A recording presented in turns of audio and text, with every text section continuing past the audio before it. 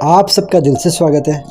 एक इंसान लंदन जाता है, बहुत मेहनत करके बड़ा बिज़नेस खोलता है, बड़ी कंपनी खोलता है, शादी करता है, बच्चे होते हैं, बट उसके बाद एक दिन पूरी फैमिली गायब हो जाती है। तो गायब हो जाती है मतलब क्या किसी ने उस फैमिली को मार दिया या फिर गायब हुई तो कहाँ पर गई? अब क्या पुलिस उन्हें ढूंढ पाएगी? आज की जो कहानी है ना, उससे एक बहुत बड़ी सीख मिलेगी। अगर आप बहुत दयालु हो, आज का वीडियो देखना। आज का वीडियो एक अच्छा खासा परिवार कितनी ऊंचाई पर रहता है, बट उनके साथ ऐसी चीज़ें होती है।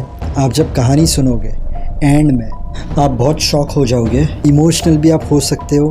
बहुत अलग कहानी है। मैं कहानी चालू करूँ उसके पहले रोज़ की तरह हम छोटी सी प्रेयर कर लेते हैं, उसके बाद मैं आपसे मिलता हूँ और आपको पूरी कहानी बताता हूँ।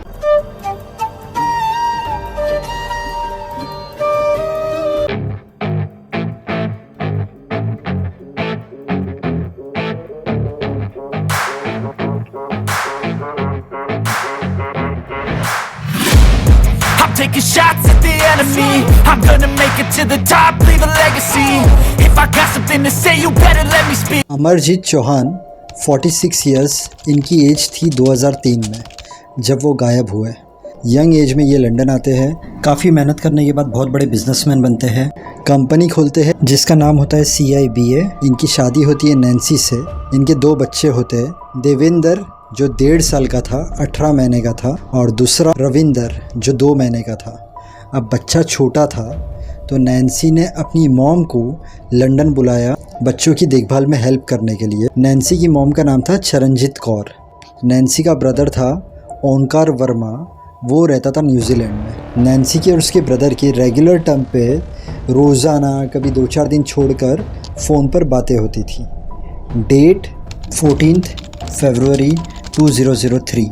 नैन्सी अमरजीत चौहान की वाइफ बहुत टेंशन में होती है क्योंकि अमरजीत चौहान एक दिन से घर पर नहीं आते। मतलब वो रोज़ की तरह ऑफिस तो निकले थे, लेकिन एक दिन हो गया था वो घर नहीं लौटे थे। नैन्सी अपने भाई ओंकार वर्मा जो न्यूजीलैंड में रहता था उसके साथ फ़ोन पर बात होती है तो उसे भी ये चीज़ बताती है। नैन्सी उसके बाद अमरजीत चौहान की ऑफ़िस में कॉल करती है कि अमरजीत चौहान कहाँ पर है। तो नैन्सी को इन्फॉर्मेशन मिलती है कि वो तो अर्जेंट मीटिंग के लिए नेदरलैंड गए हैं। यहाँ पर नैन्सी को थोड़ा डाउट जाता है क्योंकि अमरजीत चौहान ने सबसे पहली बात तो नैन्सी को नेदरलैंड के बारे में कभी कुछ बताया नहीं था। ये लोग रेसिडेंसी के लिए अप्लाई कर रहे थे तो अमरजीत चौहान का पासपोर्ट ब्रिटेन गवर्नमेंट की ऑफ़िस में जमा था, तो बिना पासपोर्ट के अमरजीत चौहान नेदरलैंड कैसे जाएंगे? तो नैन्सी यही सब सोच रही होती है। उसी वक्त नैन्सी के फ़ोन पर अमरजीत चौहान का वॉइस मेल आता है। उसमें वो कहते हैं, मुझे कुछ अर्जेंट काम से ब्रिटेन से बाहर जाना पड़ रहा है, मैं बहुत जल्द वापस तुम लोग के पास आ जाऊँगा।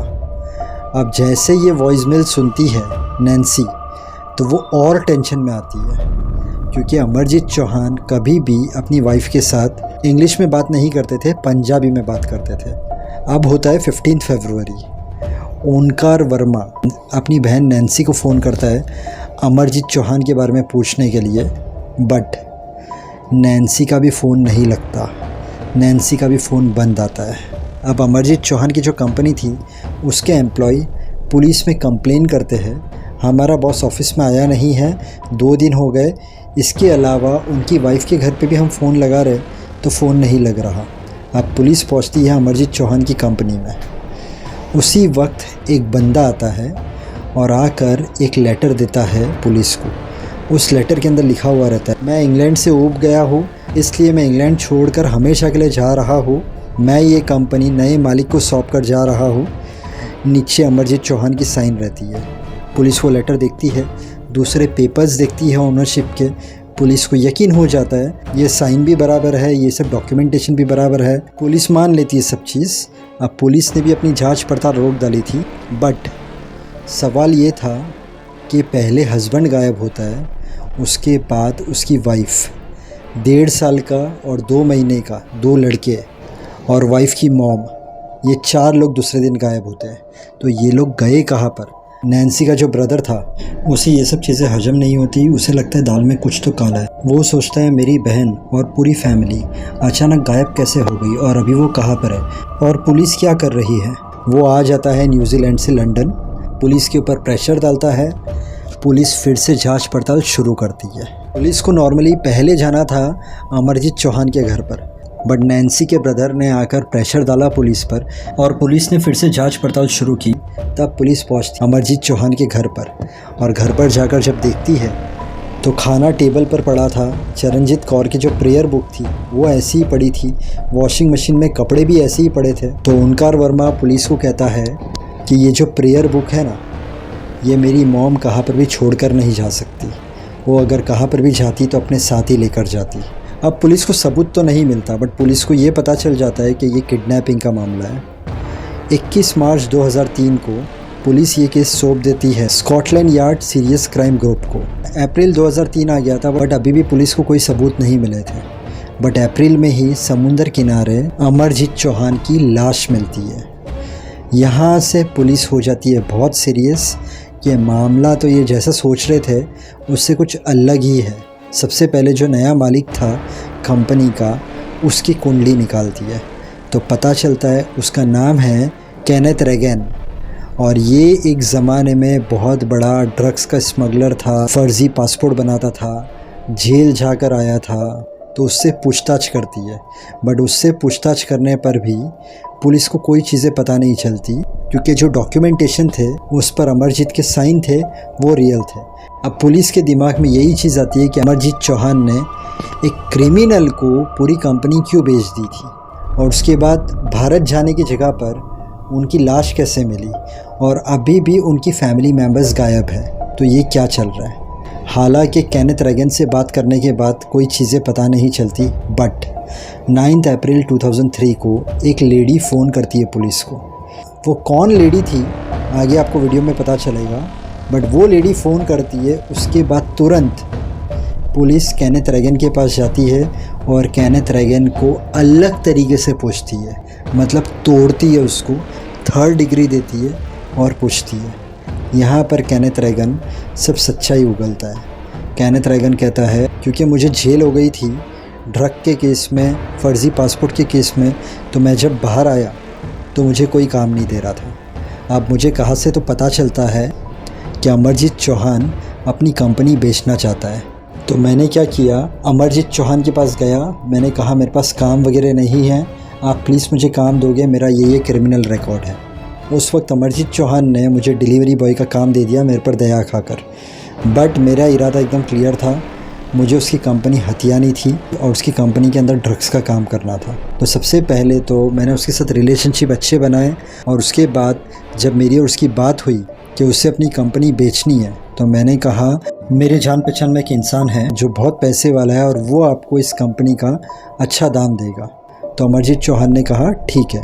उसके बाद मैंने मीटिंग रखी मेरे घर पर, अमरजीत चौहान आया मेरे घर पर। वहाँ पर मेरे जो 2 दोस्त थे उसके साथ मैं रेडी था। मैंने बात करते करते उसे पकड़ लिया, उसे किडनैप कर लिया।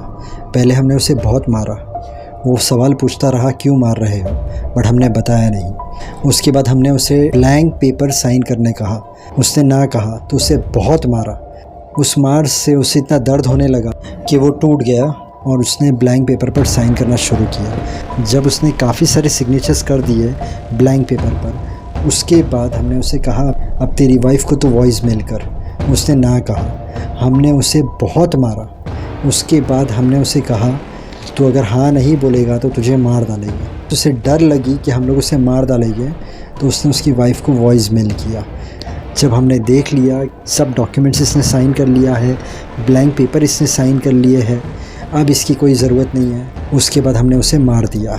पुलिस ने पूछा बट जो उसकी फैमिली वाले थे वो लोग कहाँ पर है, तो वो कहता है कि पहले मैं फैमिली वाले को नहीं मारने वाला था, बट मुझे फैमिली वाले को मारना पड़ा क्योंकि मैंने सोचा जब मैं डॉक्यूमेंट सबमिट करूँगा तो डेफिनेटली उसकी जो वाइफ है वो आकर मुझे प्रॉब्लम क्रिएट कर सकती है। मेरा हस्बैंड बेच ही नहीं सकता है कंपनी, तूने कुछ किया है मेरे हस्बैंड के साथ। तो मैं उसके घर पर गया, उसकी वाइफ को, 2 बच्चे को, उसकी माँ को मार दिया और मारने के बाद एक फार्म था उसके अंदर जाके मैंने उनकी बॉडी को दफना दिया।